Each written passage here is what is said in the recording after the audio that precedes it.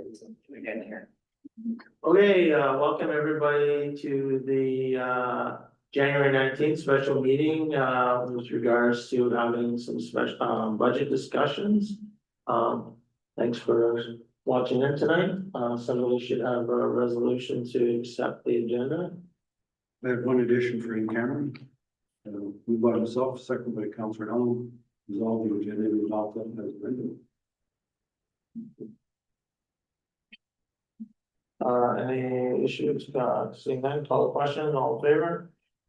Opposed? None, carried. Again, as always, we always like to acknowledge that we're meeting tonight on Treaty 5 territory. With that, let's move right into business unless anybody's got any positive stuff they want to share with regards to the community before we get started. Nobody's got that? Yeah. Next to staff, we're still on top of the stone.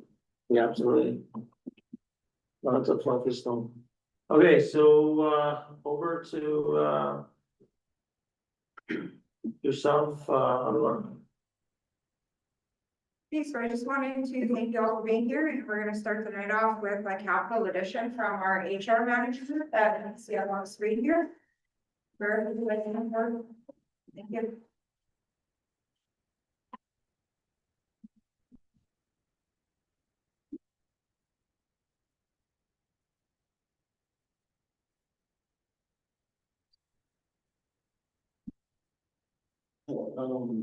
Good afternoon, everyone. My name is Brad. We're gonna have to speak up, guys. It's super hard to hear here tonight. Good afternoon, everyone. My name is Mubarak, and I'm presenting the picture for the department. So I put forward this additional request for Just hold on until Councillor Manage gets back. He's just stepped out of the room. If anybody's watching, to shut a fan off. It's very difficult to hear in this room.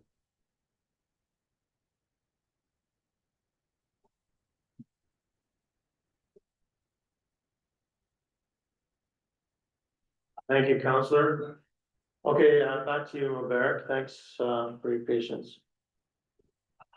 So my name is Mubarak, and I'm presenting this capital expenditure request to the council for the purchase of ID card printer. So this is to request for the council's deliberation on we having to produce our ID cards for employees internally. So currently, we do not have a standardized identification badges for all employees that work with the town of Pepa, which makes it somehow difficult for employees to identify themselves when they are found probably responding to emergencies, or maybe when they are found at one of our facilities. So the reason why I'm the justification for this presentation is for access and control, also public representation as well, and also for professionalism. What are the benefits of this? This is a one-time purchase, and it's going to be in-house printing, which eliminates the if we want to outsource that, or we want to procure from the vendor, we will have to pay higher using a third-party vendor. An average ID card printing with shipping will be around $25 per card per staff, and then sometimes we have new employees coming, summer students coming, and want to be able to manage that internally without having to pay extra for that. Another benefit is the employee safety. For example, let's say we have to respond to an emergency like wildfire. We want our employees to be able to identify themselves wherever they are using this identification methods. Also, employee experience is one of the benefits. We want it to be something that makes them feel like, okay, yeah, this is more like a professional organization, and I'm proud to identify myself as an employee of town of the park. If you don't mind, sure. So the effect on operations. So it gives us accountability. We are very able to account for all our employees when it comes to security wise. Also, when it comes to streamline onboarding process, new hires from the day they are hired, they are issued their ID card, which makes it, something that saves time from us to have to contact a third-party vendor to produce that. I already mentioned professionalism earlier. Also, it enhances our image. For example, I'm going to the job fair in February, and I don't have any means to identify myself as an employee of the town, other than the word of mouth, which is something that doesn't make me look really professional when we are at events like that. Also, when we talk about the risk, some of the risks that this without identification, some of the risk is security breach. When people walk into our facilities, we don't even know if they are employees of the town or they are just trade visitors. So we need to be able to identify visitors, and we need to be able to identify our staffs. Also, we want to increase the public trust. We want our citizens to see us when we intervene, when we go to their properties to probably, solve their maybe what happens to all of that. We want them to be able to see us, identify us right from the minute that we are, employees of the town. We also want to be ready in case of any emergency or any crisis that will be not foreseen. Also, how does it correlate to our strategic plan? One of the things that we try to achieve is organizational excellence. We want to professionalize the workforce, and we want it to align with the modern day environment that we have in 2026. We also want to increase the safety and security of all our employees and people that work with the town of the park. We also want to deliver, we want to improve the transparency and legitimacy of municipal employees when interacting with the public. So as I mentioned earlier, this equipment is going to be procured through Amazon. It's a one-time device. We don't have to pay for this annually. It doesn't have any annual cost. So we just have to, that's when we go low on supply. That is only when we have to buy additional supply. So the device costs $2,502.82. For the ID card itself, which comes with also starting supplies of about 100 PVC, about 200 blank PVC cards, and starter ribbon with the bundle package. So which means that buying this, we are able to produce up to 200 ID cards at a go. We currently have at our full capacity, having about 119 employees at full capacity. And that will include our part-time and summer students at that time. But currently, so which means that we are able to at least produce twice our number for the next 2 years. Good. Questions? I have a couple of questions. I'd just like to say that I like this a lot, especially with regards to I think of water line breaks and stuff, and people go to the doors. Great to identify themselves. The only concern I have with it is purchasing through Amazon. We had a resolution last year about not purchasing as much through American sources as if we could avoid it. I'm just wondering if that's been looked at for alternate sourcing for this. Okay. So this particular printer is produced by Cardholder. That's a company. So I only the reason why I found it on Amazon was because I got a recommendation from City of Thompson. So that was a similar. That is what they use similarly. But I can contact the organization to ask if or probably I can make inquiries to find similar one. But other than that, I can't specify if it's an American company. The only reason why Amazon was mentioned was because it's the link that I found, and I was given the recommendation from City of Thompson. Yeah, I just heard you say that it would be sourced through Amazon, so I'm assuming the plan was to purchase it through Amazon, is that correct? Yeah, that was my funding. Yeah, so like that purchase would be done through their company that we had said, if possible, look for Canadian sources first. Question, Yeah. if it is through Amazon, but it is a Canadian company, does that satisfy I that? don't know, like how does the money flow? I'm not sure how it goes with regards to Amazon, we can just identify whether or not it's coming from a Canadian company. To just go directly to that company, Okay, so, if you can. yeah, okay. Anybody else have anything? I got a couple of questions, Robert can, or maybe might make this into a bigger thing than it needs to be. The first thing is, doesn't the wellness center have a similar card printing sort of, because I got a wellness center, I got an actual membership card, and I think they print that there, so if we're gonna do that, we should make sure we buy the same stuff so that we don't have two separate systems running, or can be used the same way. So, I tried to print an ID card from using that same machine, but it's the way it is set up.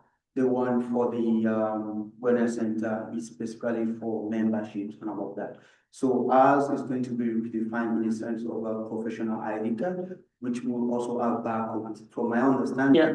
the one at, the wellness center is only, I've forgotten. Yeah, no, I'm just making a comment, like, I'm not saying that we need to, we need to do anything, just.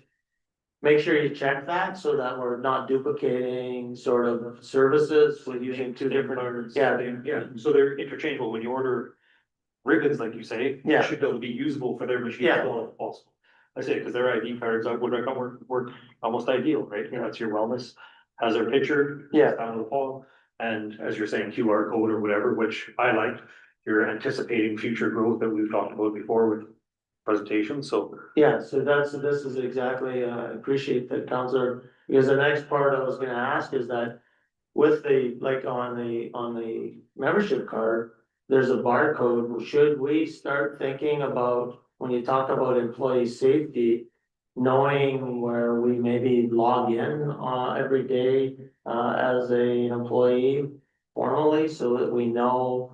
At any point in time, who's actually here, and, there's a report, now, again, that's a bigger discussion, but maybe something you can bring back in the next few meetings to just give us some ideas around that. That's gonna be the next asset. Yeah, well, that's what I think. Yeah, we should Yeah. enroll it. So, I already, made my findings on this one, and to actually support, security access. So let's say we want to even open our doors to have access keys or want to use POP. So this is also a system that's supported. Yeah, if we got to that point, but I'm more wondering, like, today, if you were trying to figure out who was working today. Or who's on site, or who's within the operation at 2 o'clock in the afternoon, because you're evacuating an area. You can actually run a report and let them know who's actually logged in and they're still here. So it's like, and then, long term, as Councillor Manish alluded to, is that maybe that gets tied to payroll like many other systems that are out there, and it just makes everybody's life more easy. But again, that's gonna be a bigger, it's more than $2,000, I know that. But if it's something you could look at, that if whatever we do, maybe it's. If there's value in doing that, and I think that should tie into your HRIS system, so. One here in town that was, you used your fingerprint, it was. Yeah, by It was- biometrics. Yeah, it was under $3,000 Yeah. for, and it automatically it's payroll. They can scan you, say, Yeah. as they scan. But Yeah, had- you had can- one for you. RFID cards. Yeah.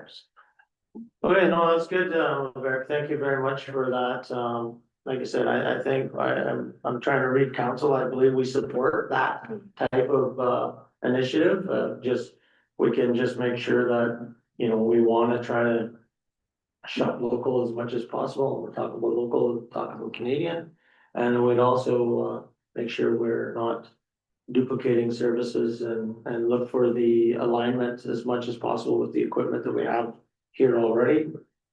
And I think a little bit big picture down the road is that if there's something we're doing, maybe we should do that now and tie that into, future payroll and those other things to manage our employee safety. All right, Thank you, Roberta.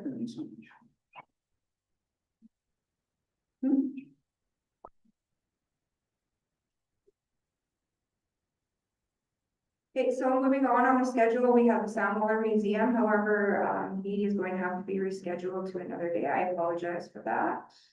yeah, can I just make a couple of comments on this before I lose my train of thought on this? Sure. So on his discretionary spending, I personally agree with all of it. Buying a small electric shovel, that little one, is a tool that I think they should have, and they should just go ahead and buy it today instead of making a capital request for it. Okay.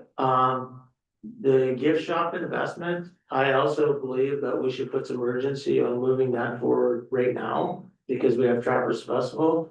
And then that would actually, if you look at, in the revenue front, the store revenue, I would hope to see a reflection on the revenue sheet to show if we're gonna make that $7,500 investment, that we see actually higher revenues out of that. At least hitting, budget, of 2020, of 2025, so. So I don't know if council's got any concerns or comments, let's just move forward with those type of small stuff and let's not hold them up. They've done that in the past, buying apparel and boost the sales up. So Yeah, It doesn't really cost. we have a lot of visitors coming to community, I know we'll have some dignitaries through visiting us from government, and we should have some giveaways and stuff for them too. That is February, then in June, we have another big. Yeah. AMM on description. Yeah. So does that also include the internship position, or would you like to have him speak to that when he comes back? He can speak to it, I support it, I think that I don't think there's urgency on that one, but I personally support it. Okay. Um, I didn't have an issue with the line. Would you guys like to speak to the other items or wait again for? what were the other items in it? Just That museum assistance thing, again, I think that's a no-brainer. budget itself and then the capital expenditure. Yeah. Like, I think that his archiving grade scanner should just be purchased, and he needs it to maintain the integrity of the museum, we should just buy it. Okay, I'll have him come to council, or at least present an issue sheet. Yeah. For the next council meeting to move ahead with that. Yeah, if there's something we're missing that he wants to share with us, tell him, please, come and show him, talk to us. Okay, sounds good. And I'll still have him come back and he can speak to his budget. Yeah. Yeah, his budget is pretty straightforward, Yeah, but just that, as always, we want higher revenues and less expenses. That's our goal this year. okay, so moving on to the main budget, the first page that I put forth there for you was so that everyone can see the proposed mill rate as it stands right now. This is with just pure operations. And council can decide what discretionary expenditures they wish to fold into this. If you can see here at the bottom, we're actually below last year's mill rate. Currently, residential is sitting at 56.213, which is 1.474 mils lower than last year, or a decrease of 2.55%. So the way I set this up this year was, well, the whole entire financial plan isn't here, but I've also put the proposed budget into the same format in which you guys are used to seeing the monthly financial statements. So that maybe it feels more familiar, or it makes maybe a little more sense, is that something that you guys are seeing on a monthly basis. However you guys want to go through it, we can go through it in full detail, line by line, if that's what you'd like to do. Laura, can we just step back to that first page, because I think that's for council is an important page to understand, so. If you look at the top on the education, the total education taxes and stuff. Right now, we don't know, that comes from the government, that it comes from the school division, so. you know, Laura's projecting, what we had more or less last year, kind of very similar. But where you're seeing the big changes in taxes is in the debenture debt charges, so this year you're seeing. That being 2.7 or 0.785. It's down by 1.5, almost 1.6 mils. From the previous year, so that's where you're seeing a big tax decrease. But then when you look at the next thing, and this is what we've asked, the administration and Laura to do, is you see an increase in, the, funds going to the reserve. So last year in 2025, that number at the bottom there, that 3.912, that was 2.158 in 2025. So this is where I think we as a council will look at, sort of the big changes that are happening. And as Laura's mentioned at the bottom, you know, we're very close to being, you know, neutral. One of the things that we have to keep in mind, as much as that we're neutral, we know costs are going up with regards to wages. So the labor, so that has to increase, and we have to recognize that somewhere. And you know, and if we're going to try to maintain, the actual mill rate from last year, then we should really understand where those savings are coming from.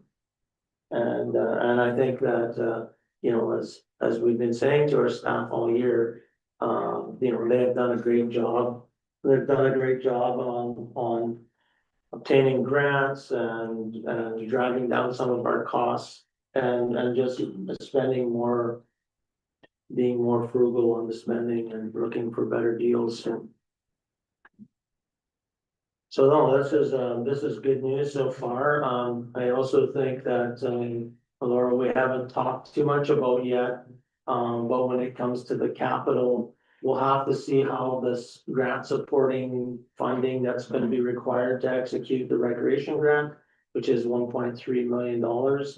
So, you know, and we've talked about the ventures into there, so, but if you see that based on, depending on what the time frame is over the period of time we would borrow the if it's $2 million, we'll then decide how many mill rates we'll have to increase. And you know, so it'll be interesting. I did a quick calculation on that and it's about 0.75 of a mil. Okay, so yeah, so over 10 years Yes. with 2 million. Or how much? I can't remember what it was Yeah. in total with the interest, but the payments for annually were about 165,000. Yeah, so then that brings us right in line, and it doesn't show any impact, and it provides the additional funding to execute that. And I think, Laura, based on the timing, you know, we could, if we really want to, and we're dedicated to get there and get the right resources, we could execute some of that work this year, where that spending debenture could probably execute it or come into the 2027 budgeting. Yeah, we have the funds from the grant to be able to start the project, and I would anticipate, considering the scope of this project, that it will probably span over a 2-year period. I mean, I can't say for sure, I'm not the director, but that was just my guess. So the first year can be done basically on the grant funds, with the second year coming in at the debenture. So we'd have to write the bylaw, do first reading on council, go to the province for them to approve it, and then second and third reading comes back to council. And in the meantime, I'm also going to be scoping out other places to be able to get loans and see if we can come in with an interest rate that's lower than the province, if at all possible. And then we'll be able to decide who we're getting the loan from. The infrastructure bank is Yeah, that has pretty low rates. Okay, no, this is good. Like I said, we have got some, I would just hope that, well, I guess when we talk a little bit about capital in here, I would just hope that we have some urgency, that we're not waiting for council until May, till the budget is approved, and that we're saying, for the most part, we're giving it a nod. Let's get moving on some of this stuff right now and start putting the pressure on council to get things approved. So I think we're all in the same, I think we're all have that same feeling is let's make things happen this year. Okay, so we'll get our push on the management staff to get their RFPs out and their issue sheets into council to get everything approved, and let's get the capital moving. Yeah. Okay, So we could slide through, like, I don't know how everybody else looked at it, I have some notes, we could slide through each of the pages, and if anybody has comments or questions, to could bring some clarity. Anybody wanna go first with this one, or I can lead if you like? So I guess the highlight on this one here, total revenue, the total municipal revenue, you see the big, gap between budget 2026 and actuals. That's really the ACAP grant money, so that's where you see that $3.5 million. That's just that we budgeted to get that money in 2025, and we didn't actually get it. So that's where you see that gap there. One question I have on the expenditures on transportation services is, you know, the variance between actuals and budget of 3.7 to 3.2. Maybe probably a good understanding to know what's that difference is there. okay, so there's a variety of different things that are affecting that. Let me just go through the pages here. So we do have an increase in normal wages along with the full year budget for our ops analysts and our drafting position, which last year our ops analyst was hired in October. I believe drafting was roughly around the same time period.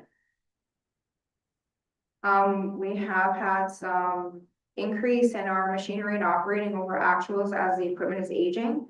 Along with our hydro and water and insurance rates, our insurance broker actually told us to consider budgeting approximately a 15% increase as all insurance is being impacted, pardon me, by the wildfires.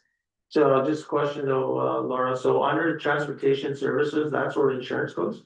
There's insurance built into Okay. various different places, yeah, because we do have the building, that's part of transportation. I mean, the MPI stuff shouldn't be affected as much, and they are regulated by PUB.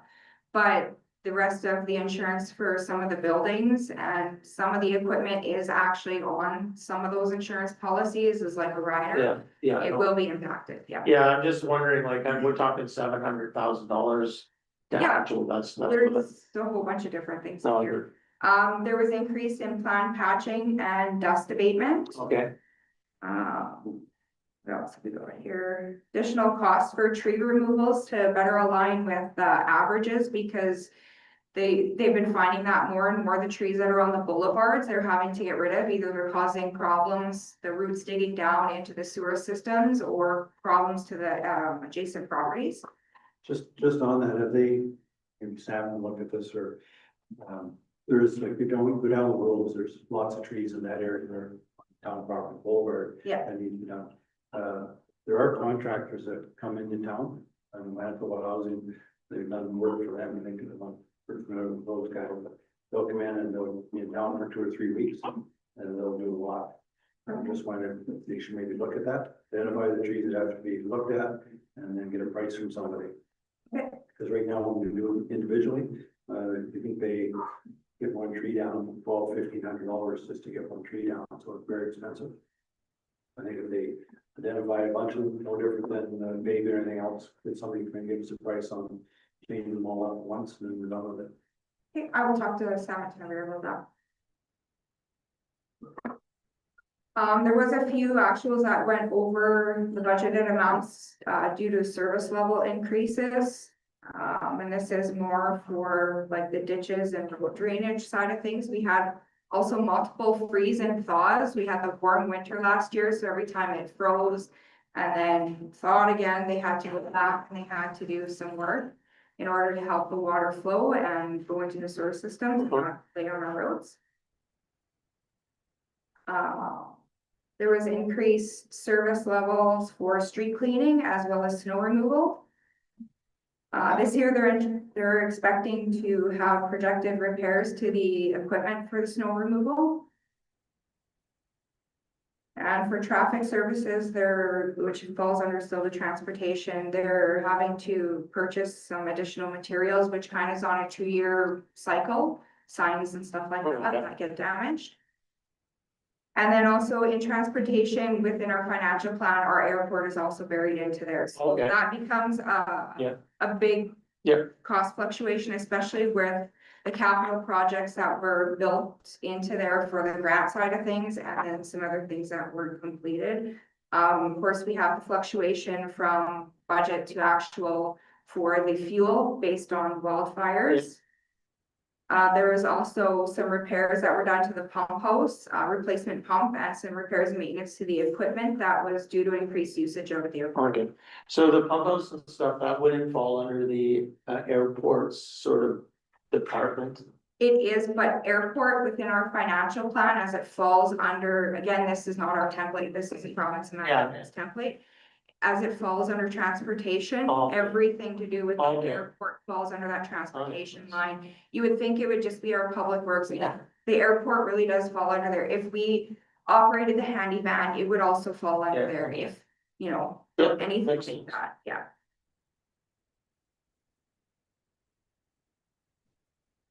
So any other questions, concerns with regards to transportation? No, I think that's good. I mean, you know, when you look at the total municipal expenditures, you know, quite significantly under budget compared to what our actuals came in, so. On the next page, So, Gary just had. Public health and welfare services, the Yeah. actual this year, last year, and we're both quite a bit down for next year, is there, For the budgeting, and what was the, there was $45,000 built into last year's budget for increased beautification of the cemetery. Now, not all those funds were spent, so I've deferred a bit of it, and I'll probably have to do a slight adjustment as the final actual numbers come in for that. But we won't require those additional amounts to be built in the budget this year. you know, I did have a question on the cemetery, I know we've got, we have about some.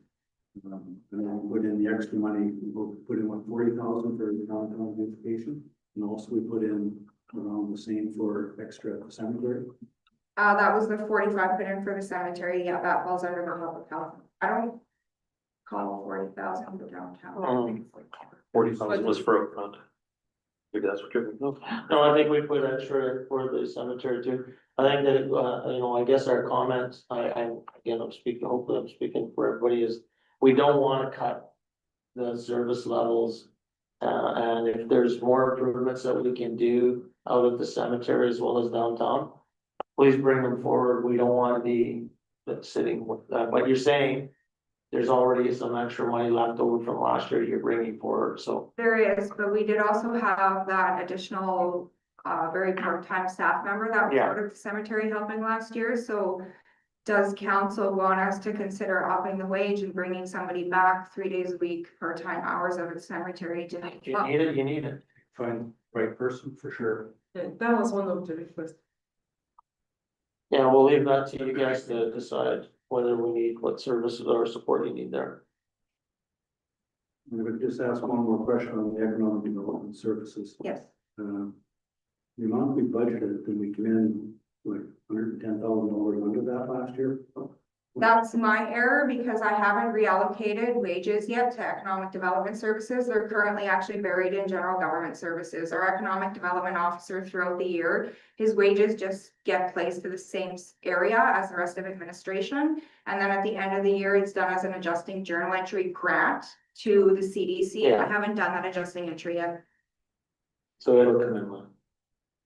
Comparium, have we figured out how many empty spots that it still holds? And if those aren't selling, are we reducing them in cost too? Is this something we can't forget about? I don't recall anything with regards to reducing costs. I'll have to talk to the director with regards to that. I don't know exactly how many spots are vacant, so.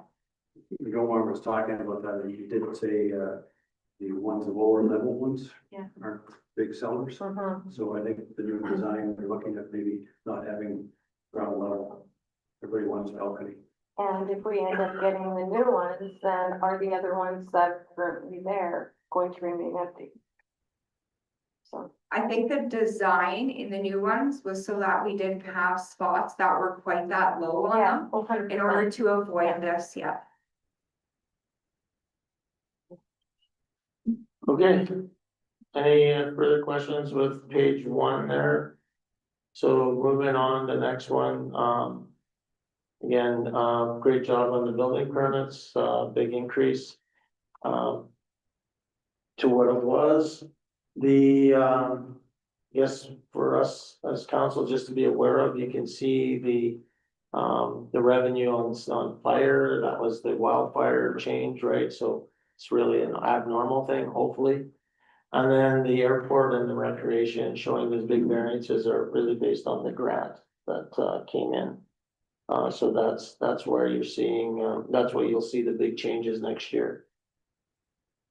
I wanna give Laura a little bit of kudos of having a great job getting our money working for us instead of just sitting, in a low interest account. So, you know, it's great, $453,000, couple of mill rates there. That's great, and we keep working that. And then, the only other question I had, and I did ask this before, so if anybody wants to see that BIPOL money, there's no more BIPOL revenue, that's why you don't see any. And when you see the expense, that means we're taking the BIPOL money out. It's applied to it's applied to projects, which I believe is for the dehumidifier. Correct. But, we need to make sure we spend that money before we lose it. My only other question I had on that page, Laura, is accommodation tax. So is that, everybody's all paid up for that and? No, there's a couple people that are delinquent, and I just sent out a couple weeks ago some letters that were giving them fines in accordance with our bylaw. Okay, I haven't heard a response yet. Earlier this year, I did send out similar letters and I did get a response and everyone paid up, so I'm hoping for. yeah. And I'm not looking for the business names, but what's the dollar value when you talk about that? That's, I couldn't even tell you. oh, you won't, okay, no, I just understood. And how do you determine who you're sending the notices to? Like, you just want to line up for your meals or? No, these are for the hotels that haven't paid their accommodation tax. I track them and I know exactly who's paid and how much, like who hasn't paid. How about another? We talked about, Airbnb. your, I don't believe we can tax Airbnb's accommodation tax at this time. That hasn't been built into the municipal act yet. We'll have to check that, but we'd probably have to change, it's a good point. We'll probably have to change our bylaw, Absolutely. but the tax rate for Airbnbs have changed from 45 to 65 as a business. And that's applied this year, right? Yes. Yeah. Yeah. So, as a business. yeah, as a Yeah. business, yeah, so, but that's a good point, Laura, I'm not sure we're not allowed to do it. But I'm pretty sure with our current bylaw, we probably would have to make some changes. The last time they spoke with the MSO with regards to it, she says currently we are not allowed to. It's Okay. in discussions for it to be changed, but as everything sits right now, we were not allowed to tax Airbnbs. As a municipality, As far as the accommodation tax side of it we goes. have to name it something else, but I mean. Yeah. Would it create a level playing field with you? Hotels are paying the accommodation tax. Yeah, then exactly. Everybody should be paying it. So we'll do some, that's something that we can take away. I'll check into it again. Yeah. Yeah, I'm not. Any other questions anybody had with any of that stuff? Laura's already explained on the next page has already explained the variances on the labor. My only comment under protective services, the fire is obviously labor, I would guess, that variance on expense. There's also some additional training wages that were. Yeah, not that's- just the fire, but yeah, But under other bylaw PSOs. Yeah. My question is, where does the additional, I know we haven't completely discussed it in council yet, but where does the additional resource come from a community safety wellbeing planning coordinator? Where is that? Is that in that line item? it hasn't been budgeted into there. I haven't been totally given all the information as to the hourly wage. If it's been approved, it's essentially that should go on a discretionary expenditure report that's then presented to council and passed to be included. Yeah, Because we want, again, just show you Yeah. where we're at for operations as if it was comparing apples to apples last year to Yeah. this year. And that one isn't in there, so it should go on a discretionary expenditure. so we should capture that, so at least we can have a discussion with regards to council, of whether we're supporting that or not. Before you go any further, is there any questions for anyone on the general governance? No, I think it looks good, personally. Like I said, you explained it earlier, the 12-12. Okay, just wanted to make sure. Yeah. Anything else on protective services? Without the managers will still come, they will Yeah. have their own budgets to present. Yeah, well, But this can just give you a high level overview. no, this is good. You said no to most of these items, so I always do. you did. They'll tell you too. What? Okay, so environmental health services then. Just one of the things that I'll point out here is you'll notice that our landfill closure liability is no longer on the books. That's just being treated differently now due to the accounting changes that came up last year. So it's no longer an expenditure on this income statement. Snow and ice removal, is that the actuals, do we have enough money there to provide the servicing that we need? I'm assuming yes, because we've only spent 95,000 in 2025, but. So I just wanted to raise it. And that captures all the payroll. The last import that I did was on January 15th, so it captures all the expenditures for our year end up to and including midday of January 15th.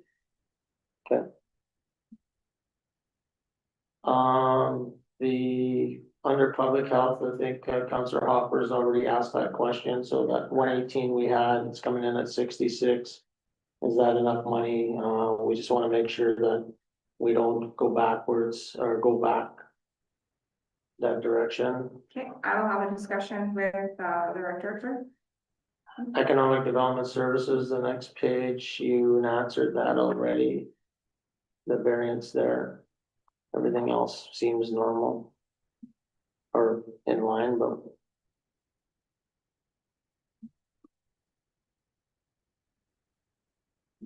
Okay, recreation and cultural services.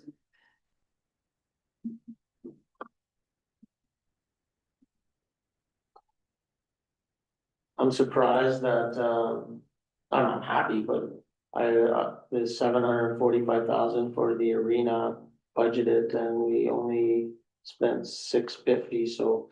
Be good to understand the variance there, like, cause we're.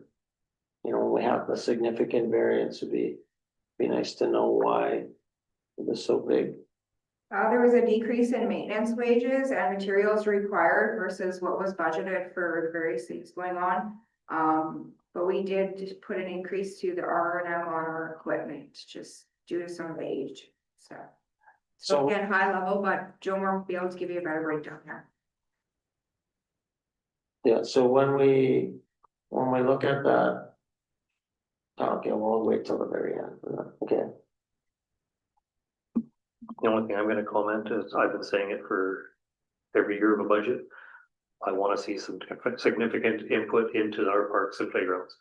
It was a better year for cutting the grass, but every single apparatus that we have in every park in the fall is currently against our compliance. It's against the standard that's established, although Manitoba has adopted it, it's what they look for in the event there was ever a lawsuit. If there was ever any trouble, that's the standard they're gonna use, like having sand underneath monkey bars, having those kinds of things. It hasn't been done in probably 20 years. Yeah. So I'm hoping by this new park that we're all excited for, doesn't put every other park kind of off the radar. So I wanna see that There is additional funds being put into the budget. I know that we spent a little bit more than we budgeted for last year, but there's also additional funds going into the budget by just over $26,000. And that is to increase the maintenance in the parks. I can't give details unfortunately with regards to where exactly that is gonna go, but definitely pose that question to Joe Moore when he comes to that, please. And if some of these pieces of equipment aren't up to standard, then let's remove them. It's not so much the equipment, it's the base under the equipment. When you have monkey bars, if the kid falls, you're supposed to have sand to fall into, not a hard ground, right? And ideally, I would hope that when we get a new park, we wouldn't be putting sand under there anyways. The plans for urbanization. Yeah, exactly. We'd have that. But either way, our current parks, we should, Even shift that way, like what you said, you know, maybe that's even part of the recreation grant, doesn't mean that it can't sort of take care of. You're bringing in the rubberization guys, there's no reason why you can't get them to fix up a few of those other areas as well. and the two significant purchases we bought with the skid steer and the mini backhoe, those are perfect tools to get Yeah. that work done now Yeah. without having to outside contract. Absolutely. Okay, I will have that discussion with him, so he's prepared to answer any of your questions at the next meeting.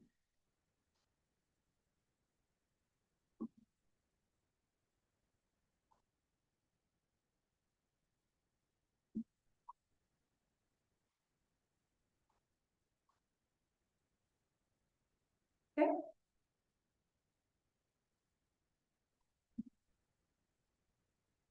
Any other questions with regards to recreation? No. And again, we can go through this in as much or as little detail as you want, right down to individual GL accounts, if that's what you guys wish. I just think with, you know, what I look for is just looking for the variances, I Yep. don't need to, like, everything looks fine.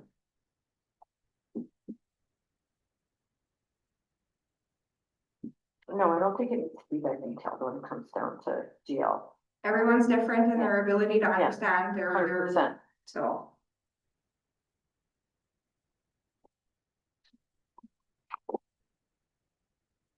Okay, so fiscal services transfer to capital, again, that big variance there is mostly due to the fact that we didn't get the actual ACAP funding last year. Yeah. So again, it's in the budget for this year to actually receive alongside of the additional grant funds that was there for the recreation project. Of course, our debentures go down because we have the two of them that expired. Which is awesome, Yep. just in And time for another upgrade. the only change to machinery and, to our reserves in the input is those debenture amounts are now being put into the reserves as an investment.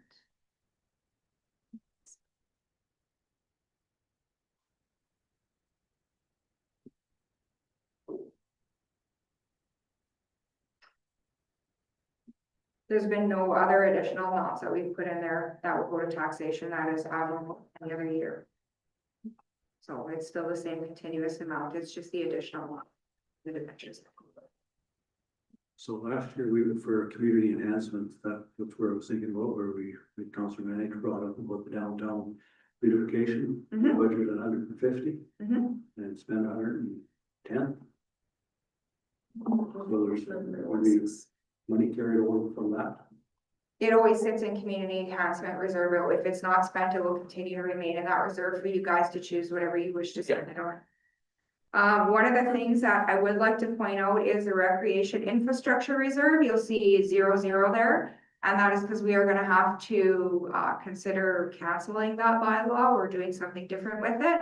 Now that that debenture that was related to that bylaw is now expired. We have to figure out what you guys wanna do with that other 25% of accommodation taxes. Can we can't put that 25% into that bylaw anymore, or into that reserve? That specific reserve was set up for the sole purpose of going back into the budget to offset that particular debenture. Okay, So that bylaw should now be canceled, okay, yeah. and we should do something else with the rest of the accommodation taxes. Could we shift that, because that building is 20 years old now, and the equipment is, could we shift that? Well, I guess that's a discussion with the council, obviously, but we could shift that money to a recreation budget. Absolutely. And then have have it used to replace equipment or? Currently, in whatever? the 5-year capital that I did present to council, I had it shifted into the community enhancement, but you guys Yeah. can do whatever you wish with it.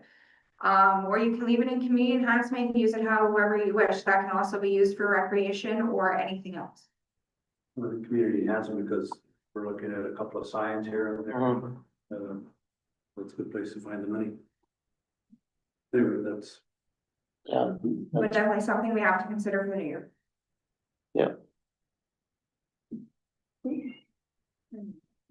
And our contract is still ongoing for the flowers this year. Correct. Yes, We had a That's a lot. 3-year contract with them. 3 years?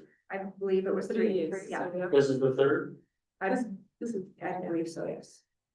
So then, before it ends up being the last thing, should we go out and do an RFQ for 2027, 8 and 9 before the 27 starts, and then so that all the people, Yeah. all the greenhouses have an opportunity? There's a few RFPs or whatever that we need to get sorted out this year. I believe one of them is banking audit, that one. Weed control never got done the same year as the flowers. It accidentally got done a different year, so that one actually should be good for 1 more year. Okay. Okay, so utility, essentially the water rates set our amounts. They were being a little bit conservative, in the water amounts. I do believe that some people will learn to conserve a little bit more water as those rates increase. So they'll try and conserve there. We do have a provincial grant for $510,000. That's coming in to help cover some of the capital side of things. And in the other revenue, you'll notice that there's an increase there, and that is for the board order that Pub gave us. That's for the debenture rate that was set on there, as well as the deficit rate that was set on there. That's showing in other revenue on the financial statement. So what's that grant for again, Laura, where did that grant come for again? That would be from Pub. Like if we do anything related to water, we can apply to Pub for grant and they'll cover 60% of the Okay. project. So there was a couple of capital items that were very much water related, and they're gonna try and go and get Okay. from Pub. We haven't gotten it yet, that's what we're anticipating. Exactly, Okay. yeah. So on the expenditure side, of course, we again have rate increases for insurance, some overtime. Again, part of the ops analyst gets put into here as well, and some training wages. There's a decrease you'll notice in the customer billing and collection side, and that's just for, we've reallocated where we're putting the meters. When we looked at where things were going actually and where they best aligned, it wasn't within this area, so it's just a reallocation of budget numbers.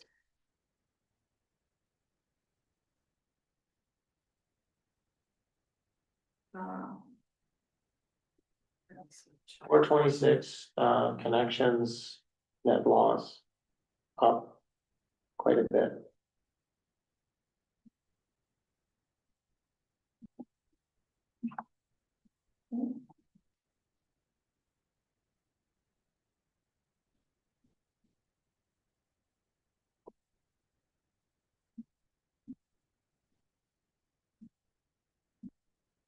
They're expecting a trend increase with the wages increasing in this area, so they've been lowered in some other areas, as well as the materials being budgeted for.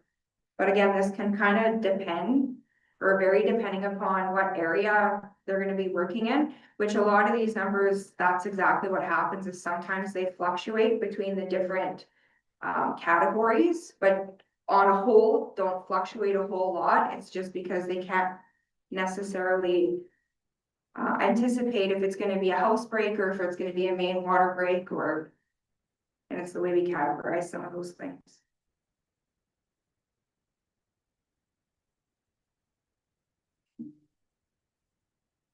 You did say 426, right?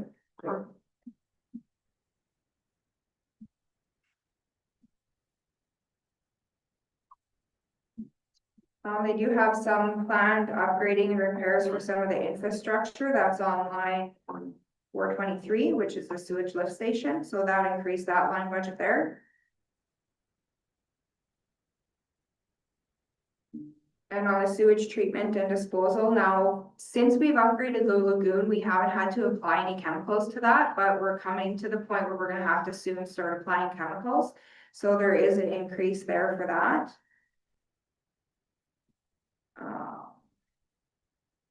Also hydro rates and insurance, because we do have that building out there. And increase for wages, because they have that new position for the ops and training. Which that kind of gets broadly broadcasted across this entire budget for utility.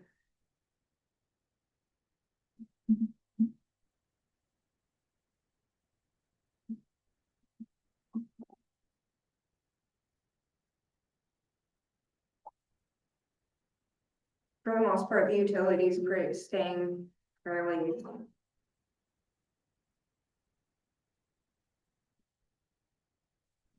Keep clicking on one button, that's very good.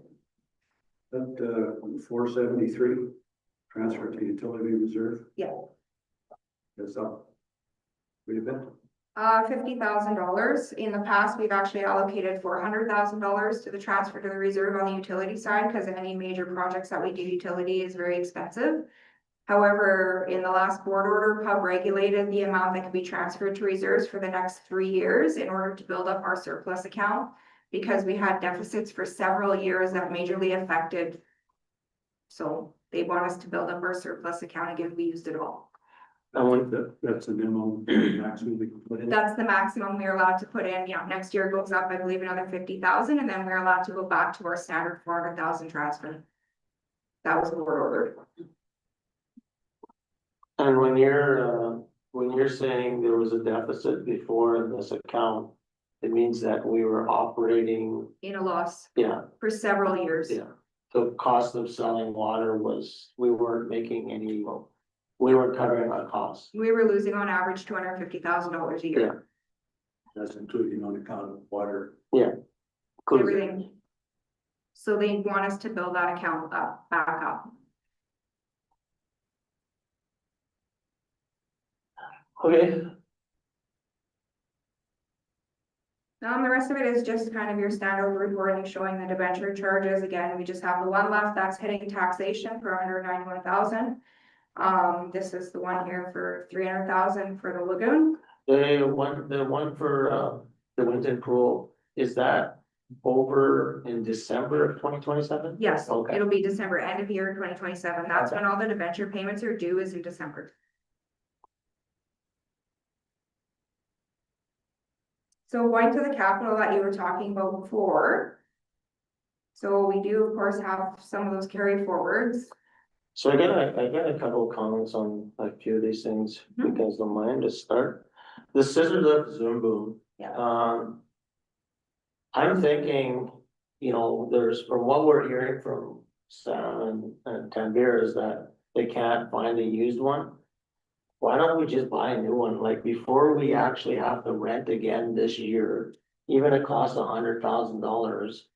The problem that they're having is justifying it, and that's because the amount of money that we spend every year in renting a Zoom boom doesn't.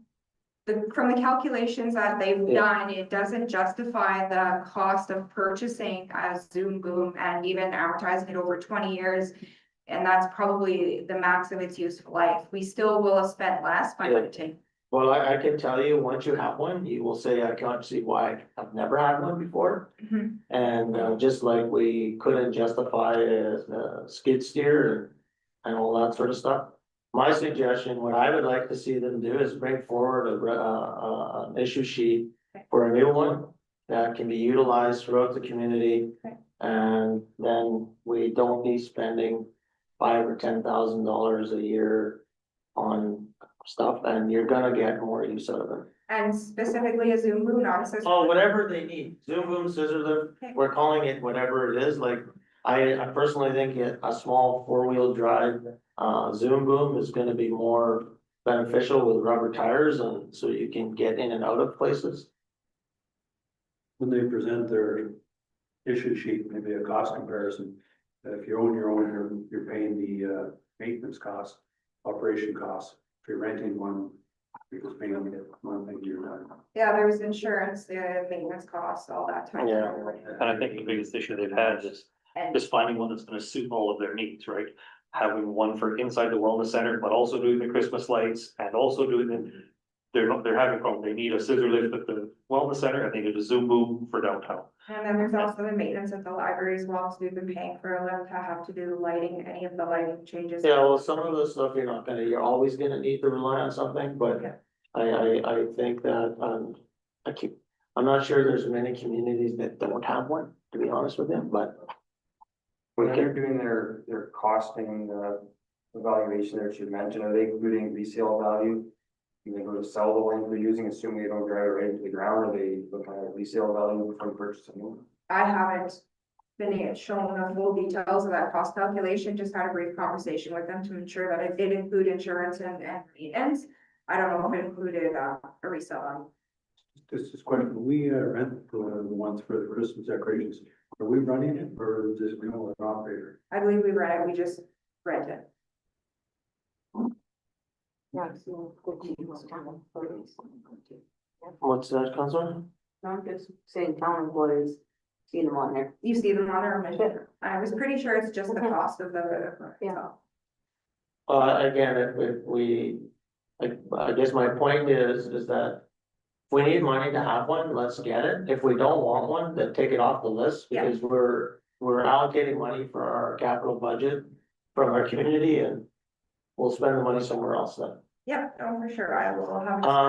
The other question I had was, if we could get, when they attend, the pool dehumidifier. That's been on the books for, I think, since 2019 or something, or 20. But last year we were told that they had some, and I think we gave them approval in April or something last year. To go ahead and buy a cover or whatever they needed to do. Has all that work been done? I No. believe they're working on this, but no, I've not seen it yet. So The RFP was written, I believe, in December and posted on Works at that time. So if we could get some highlight on what's been done there, that'd be good. I think that was, what we Mhm. said at that time. So do it. Yeah. Yeah. The other ones, well, that's all I had on the carry forward, well, like I said, the table for the rotary room, I'm not sure, that is probably waiting for the redesign. Does anyone else have any questions on this carry forward? So there's a couple of ones on the other, on the new ones for this year, and again, I think what we're trying to emphasize is that, like, let's get going, don't wait. If there's a red flag, we'll let you know when you come to council, but we wanna get things moving for the most part. But when I look at, like, I believe did we approve that airport pickup truck already? I think we did. Yeah. So, and then the ID card printer, but like the offsite displays for, from the Sam Walter Museum. Yeah. I don't know why we would just not just do this. I think that, the fleet assessment, the water pressure improvement, the cage for the trench, the valve turner. The lighting, for the fish shack and the camera, the energy and water efficiency, the VFDs. Those things should all be done, like, just do them, like, we need to get them done, yeah. Like, we don't wanna wait for May and then next thing you know, there's some big ones like looping water lines and stuff, and maybe we have to have a better discussion on a loader replacement. But, I'm not even sure what the delivery is on a loader, it's probably 8 or 9 months anyways. So they can be bringing issue sheets for this project, right? Well, that's what I'm saying, is that if we would hope that our staff start bringing stuff forward. And if there's a red flag for us, we'll raise it at that time, but like, put the ball in our court as council to say yes or no, and don't wait for us to say, okay, bring this one forward. I guess what I'm saying is bring it all forward and let's have the discussion and we'll tell you. Don't wait till the budget's finalized in May or June to Yes. get it wrong. Yeah, Yeah, okay. Some of those items fall in the same category as the fire department, they had that one need the radios. yeah. This is just need, get it. Now, when Jackson comes, to present his budget, he could give a description of exactly where that fence Mhm. is going to go, because I'm Yeah. unsure about that. Yeah. But it was, Yeah. Exactly where the fence is gonna go for Lucy. I will see if he can, maybe provide us with a picture. So, Oh, yeah, having a big pen in the middle of downtown, hate the idea of it. across the back. No, No, it's It's this side, south side of the museum, right towards the clinic. You're not going to do that. Yeah. They just want to get kind of the back, but that hasn't been written in stone the yet. back. Yeah. Yeah. It's just- Anyways, that's a good point. Like, we all have different ideas of what it is, so. so I will get him also- to come with a map with some pictures so that you can see exactly what they're thinking. Yeah, thank you. To block off. But you know, things like civic center sign, those red zone cameras, I think we've talked about that so often. I think we're beyond, like, I don't think you're gonna try to have to convince us to go forward with it. You know, the airport's got some, we don't really understand some of the details of that, but. You know, the movement area assessment, you know, he needs that, we should do that. He's, I think, putting that over, so. Computer access points, I mean, if we need it, we need it. Implement, that HRIS system. Like, I thought we just did an HRIS system, I'm not sure why we need two of them, but I would like to get a little bit of idea on. Like, why we're having a second HRIS system, cause we just did an HRIS system. He's looking to change systems, yes, so he's gonna have to come to council and justify why he believes the new one. Yeah, so why would we, The other one expires in June, I think. There is no expiry for the other one. The one is proposing, right? So the one is proposing now. Yeah. Came here, presented one to council, right? yeah, Did a presentation to myself. He wants a new HRS system now, whether it's this one or one. Laura was- To this, that's irregardless. What he's saying is we have one right now. We got it 2 years ago. Why are we changing? yeah, it? Laura wasn't here, so we couldn't ask the question, so, now that Laura's here, I'm wondering. I guess my point is why, you already put all the work in, I'm assuming, to the first system. I'm not saying the second system is not a good system, and we should have it, but I guess why would we now shift from one system to the other? From what I recall, my understanding was that system that's in place now, he inherited. It was there before he came. Yeah, It just had come So- online as Yeah. he had, as And did he he, had the come. needs he had, that was what it was his. And also added to that, he said, things that you wanted to do are all add-ons, they're not part of the system. Therefore, you're having to buy extra Okay. things to add to the We system have to the make it full function. HRS system. Yeah. There's no additional add-ons to buy. I think he said for like, add-ons were like for training and things of There's that. no training in the one that he proposed to you either. you know, this is a perfect topic to have in a QA meeting, whoever's on the Yeah. HR group. We actually had a meeting with the provider, service provider, so there are a lot of things going on. So during QS, maybe. Yeah, that would be a good discussion, agenda point. Can we just go back to the red zone safety cameras for a moment? Mhm. If you wouldn't mind, I did actually add it as a secondary attachment to address specifically. Mhm. One of the things that administration is wondering is because, pardon me, that we actually had this as, grant dependent for half of it, while half of it coming out of the reserves. Now, if we don't get the grant, is council still wanting to move ahead with this? Cause if Yes. so, then we're not gonna wait to try and Yes. find a grant, we're gonna move ahead. And if we get a grant, we'll stop trying to apply, but if we get a grant, we can apply it back Yeah. towards the reserve. That would be my take on it. I would say, don't wait for the grant, do all the work, because sooner or later, the council doesn't do the whole thing, they'll do part of it this year, next, but the next council will do the next part. Okay, so I will reallocate this then to be 120,000 coming from the reserve. Again, we will still continue to apply for grants, and if we get one, we'll apply those funds back towards the reserve. I'm pretty sure we're gonna get one. And just, I was actually to bring up the cameras, we've been dealing with this for quite a while. now. And I know the last one that showed 120, 115 for labor, 5,000 for parts, something to that effect. I'd like them to come to us with, okay, here's the cameras we're buying, here's where they're going. We don't need a bunch of fancy maps, we just need, here's the cost of the cameras, here's when they're put in, and just do it. Yeah, there'll be more firm details once we can get everything in place. We were just trying to get together some quick numbers to be able to actually bring to council for that capital, Yeah. session. But yeah, We've been, everything will be. no, it's not first. your fault, we've been No. laboring this for quite a while. Yeah. And everybody's working, I don't know how many people are working on this, but, Yeah. if we had a bought cameras when we started it, those cameras would have been obsolete already, Probably. Yeah. so. And Thompson just did this. Okay, so I will make the changes and you'll be able to. Yes, that's all, that's, Thank you. and not under that. You go ahead and Councillor Khan.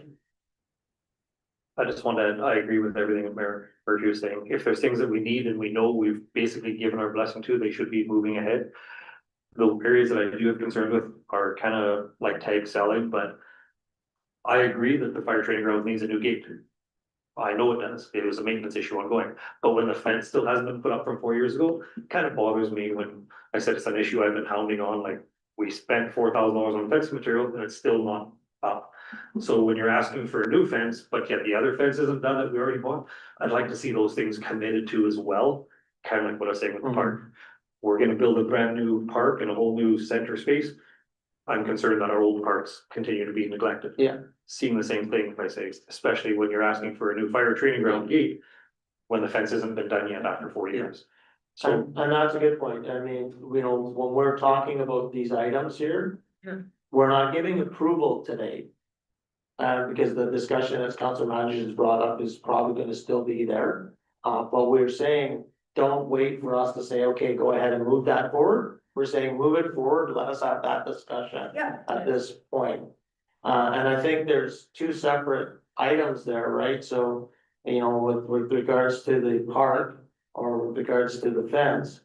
That's a maintenance issue that we should be maintaining the assets that we have. And that's a different stream that we need to make sure we're doing. I don't want us to stop doing all the other stuff that we're doing. I would like us to do both. that's the biggest thing. Yeah. Don't ask for new things when you haven't looked after the Yeah, other things. no, I, If it's a replacement, absolutely, it makes sense. If you came forward and said, I want to put up a whole new fence that's no longer secure.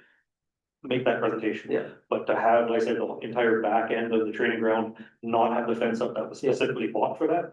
It's, So that, fire ground, training ground, that's accessible from the back, people could. well, it's not that it's, they strung it up, but just the zip ties, like the cross members aren't up, it's not hunting.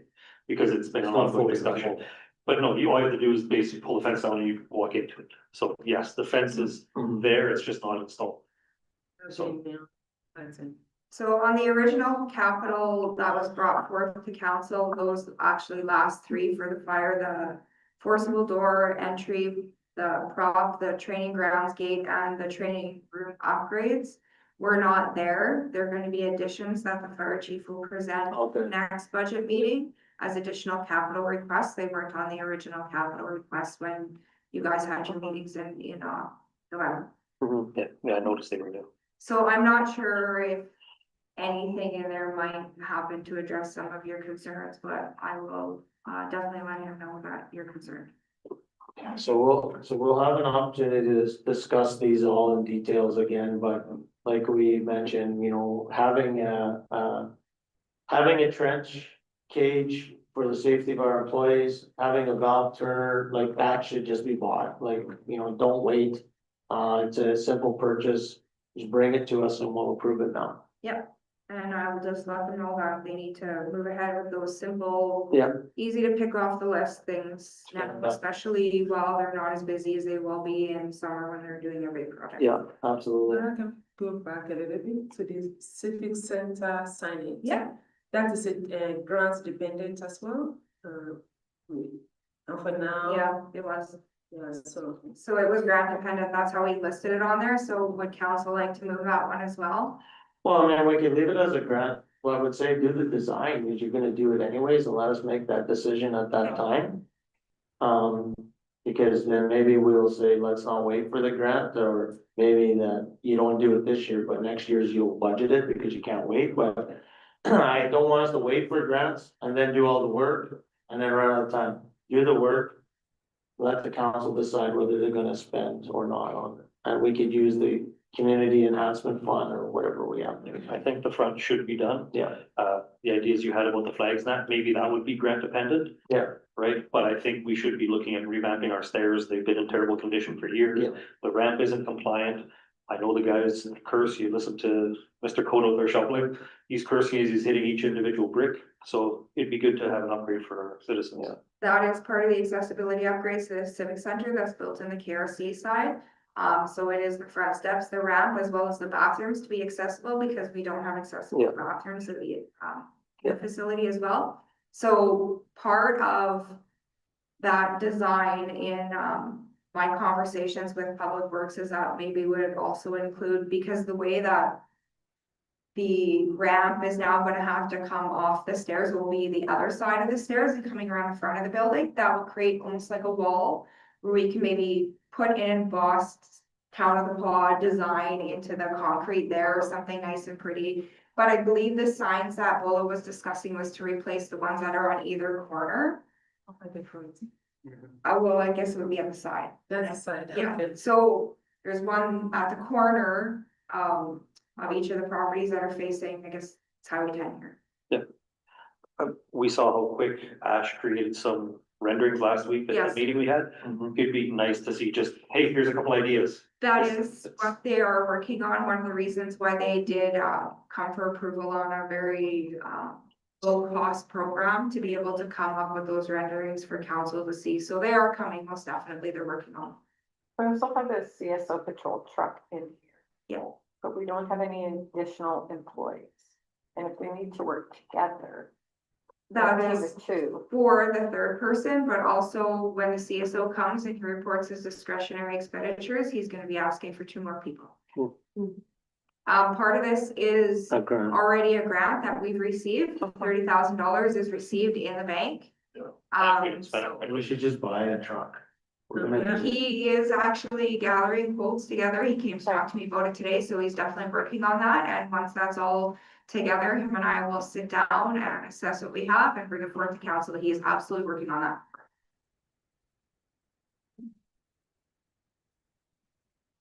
I have another question.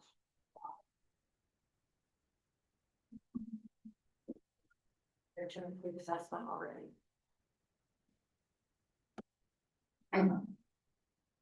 So for clarification, what is exactly included under paving and patching? That would have to be clarified through Sam Tanvir. I don't exactly know the spots, it'll just be the random spots around town that need it from having holes dug out from utility work throughout the year. There's every single year, there's always spots that we do small patching and paving jobs is just from the utility dig ups. But again, for the specific areas, if that's the detail you're looking for, you'd have to talk to Sam Tanvir about that. So Bagshaw's off then? That was one of the discussions we had, last time I went with council, I believe it was a new meeting. I'm not sure if you were present at that I meeting. know there was a comment made about maybe just looping everything in terms of, One big project, tolls, hope and all that. yes, Get that, but I didn't know there was actual direction on that. So I probably a question for Sam will ask, just in case, in the off chance you can answer this, Laura, but I think it's for Sam. Since they're coming back up anyway to fix the parking lot at the arena this, or the wellness center this year, are we actually on the hook for all that mold and demold? that's again a discussion that you have to have with Sam and Tabby. I believe they're trying to loop that into this small patching and paving, because for them to come up and finish that little bit of work, we're gonna be basically on the back burner is what they said, and more than likely they'll just push us off. Mm. So give them something to entice them to come up, we'll give them the rest of the random patching and paving, and then they'll loop it into that to finish that off, but also there's gonna be some prep work that needs to be done, if, in my understanding, for the large recreation project, so there's gonna be some paving that will be part of that, that they'll also get the same company to do. That needs to be done before that rubberization can be done. Yeah. That's my understanding, but again, it's probably best to maybe again have those discussions with the managers, just to make sure that I haven't misunderstood. And that's what I was gonna mention, so the area, the pickleball area. Has to be done as well, and they promised to come back and do so. Counselor, I was under the impression Sam said for Bagshaw, they were gonna have success doing the shave and painting. Yeah. So they were gonna continue doing that, after you see how these ones held up. keep moving, Yeah. because to do the whole project there was gonna be. Yeah, I think we decided the whole project wasn't feasible, but that there would be sections Yeah. potentially done up and done as Yeah. we went along, and now that's also not gonna happen. So, I mean, I'd like to hear from Sam and Tam here before I say too much, but if they're off the table, then that means this is another council that's neglected Coast Street. I would say it should be on, Well, if it's off the table this budget, it's off the table for this council. it's not done yet. That's why I'm voicing my opinion. I know they definitely wanted to see how those spots were gonna hold up throughout the winter to be able to determine whether or not that idea is gonna hold. Any worse? They Cross your fingers. want to get on Traeger, they're doing well. Yeah. I believe it's a different base material that they're working with over there, so that's why they weren't 100% sure, but I know that they're definitely wanting to do something with Bagshaw's. All those streets over there.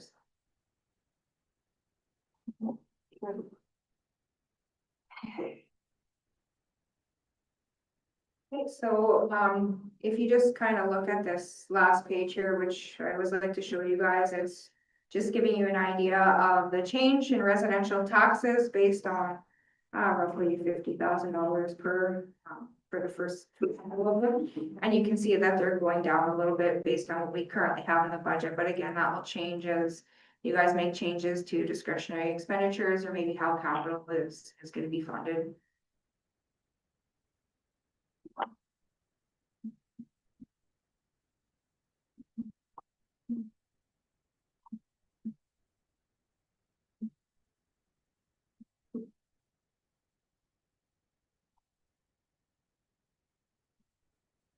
I'm not sure if council has any other questions. Again, high level overview, each department manager will come in. They will talk to you, give you more detail and descriptions on everything that's going on operationally as well as their capital questions. I have just one final question that we're waiting on this. So when we look at overall, just the big picture, 2025. Where on the sheets, I know where it is, but where can we see what our budget was in 2025, what our actual totals were at the end of the year in 2025? And both on the revenues, and so I guess what is the deficit or the surplus?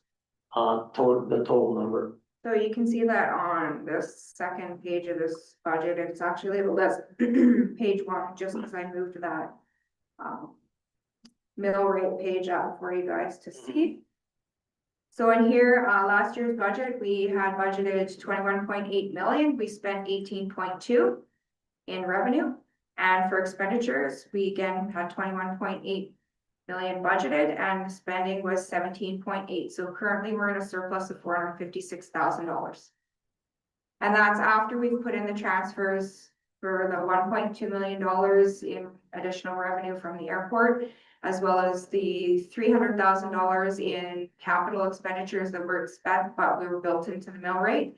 And then there was another $700,000 or no, sorry, $500,000 that was for other various revenues that performed over what was anticipated. So there was 353 for the fire, and then there was a little bit of cemetery recreation center. So that 456 that's there now is there, and so that's some of the carry forward money that would be spent in 2026. That will go directly into surplus and help build up our surplus into a healthy surplus that the province will be happy with. Because again, even on the operational side, the same as our utility, we had kind of ate away at that surplus for a couple of years with some deficits. Last year, we definitely had a nice healthy surplus. I believe the auditor commented to that when I came to present to you guys in October. So it definitely makes things easier when you're applying for debentures or you're looking to maybe pull some money out of that surplus in order to get capital projects done, which can be done, but it has to be done with municipal board approval. Yeah, my only concern is that I also don't want to overtax and have too big of a surplus. Yeah. So There is still some adjustments to come in. Yeah. Again, we're only in the second week or Yeah. third week of January. We'll be receiving accounts payable bills all the way into the middle of Yeah. February or towards the end of February. So there is gonna be still some adjustments to this that will happen. Yeah, no, I just, like I said, I just want to highlight Yeah. that for council that. As it That's, stands right now, that's where we're at as of a week ago or whatever it was when I rolled in the final actuals. So just one question for clarification with the special service levy, we have the hearing on, I think, March 4th. What's kind of a timeline or frame how it's gonna play out after that, assuming it does get approved? I would have to confirm with the municipal board as to how fast they think things will move. And of course, I have, and thank you for making that comment, because I forgot to outline this to council, is I have built this budget based on the special service levy not going through, and based on it being the same as what we've always seen. I wanted you guys to be able to compare apples to apples before we start pulling dollars out and putting them into special service levies, because it will make it look like all of a sudden the general mill rate has dropped drastically. You won't be able to compare those apples to apples. So I can get confirmation from my contact at the municipal board and ask them roughly how long does it take after that hearing is done to know whether or not we'll get this approved. Yes. Final budget, May 15th, was it? Yeah. Correct. So we'd be hard pressed to get it in this year. so keep in mind, so when we talk about that, they have the public hearings on March 5th or whatever that date is, March 5th, 4th. Then after that, it goes away, the public hearing, the municipal board makes a ruling. After they make a ruling, whether it's approved or not, then it comes back to council, where council has to do the second and third reading. Then it has to get passed by council before it goes anywhere else. So although we're talking about it, it has not been approved. And when we talk about approval, it's the municipal board's approval. And whatever their decision is, council can appeal that as well. Yes, Yeah, we don't have to go ahead with it just because they do. yeah, no, and whatever they say, we can, it's not a. And again, just for clarity, if it gets, say it does get approved, it gets approved after, we pass our budget, it would not take effect to a following budget, is that how it works? You can get consideration, have it still affected into the 2026 budget. It's just gonna be a lot of administrative work to do the adjustments to all the property taxes, but it can happen. Yes, it can still happen. Yeah, good. Okay, any other questions? So thank you for all your work so far, Laura. It's super clear, super exciting stuff. We got a lot of great opportunities there. It shows a good reflection on our administration that we've been doing some good work, and I look forward to the next meeting and looking forward to seeing some of these capital projects and projects moving forward so we can get some traction on. Yeah, thanks for your hard work. Okay, those that are watching in Viewerland, we just have one item that we have to speak about in camera. There's no decisions or anything coming from there. Oh, sorry, yes. Sorry, I missed one item, because I'm using my, Sorry? I missed one there. It's rescheduling April 20th meeting. Oh, I made that request, that's AMM. We just will move the meeting as we get closer to it to see if we need it. Okay? Yeah. Okay, so we'll just put that one as tentative right now, Laura, and then if we don't need it, we'll. yeah, we might not need that one. 'Cause Yeah. we could potentially, I think that was scheduled to be the final Yeah. budget meeting, and if we don't end up needing it, it won't Okay. matter, but if we find we do need to meet again, we can just. Okay, perfect. Okay, so yeah, so as I mentioned, we just have an item to speak about in camera, and there'll be no business, so thank you all for viewing. If you have any questions, reach out to one of your counselors, I'm sure they'll be able to help you. Take care. Resolve that we now move ourselves into the in-camera portion of committee of the whole with Mayor